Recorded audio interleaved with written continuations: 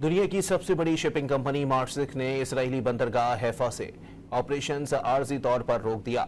अपने ऐलान में मार्सिक तर्जुमान का कहना था कि ईरान इसराइल कशीदगी की वजह से खतरात को मद्देनजर रखते हुए इजरायली बंदरगाह से ऑपरेशंस आर्जी तौर पर रोकने का ऐलान किया गया। दुनिया की सबसे बड़ी शिपिंग कंपनी मार्सिक ने इजरायली बंदरगाह हैफा से ऑपरेशंस आर्जी तौर पर रोक दिया। अपने ऐलान में मार्सिक तर्जुमान का कहना था कि ईरान इसराइल कशीदगी की वजह से खतरात को मद्देनजर रखते हुए इजरायली बंदरगाह से ऑपरेशंस आर्जी तौर पर रोकने का ऐलान किया गया। दुनिया की सबसे बड़ी शिपिंग कंपनी मार्सिक ने इजरायली बंदरगाह हैफा से ऑपरेशंस आर्जी तौर पर रोक दिया।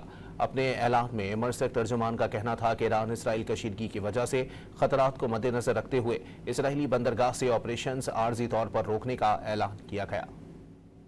दुनिया की सबसे बड़ी शिपिंग कंपनी मार्सिक ने इजरायली बंदरगाह हैफा से ऑपरेशंस आर्जी तौर पर रोक दिया।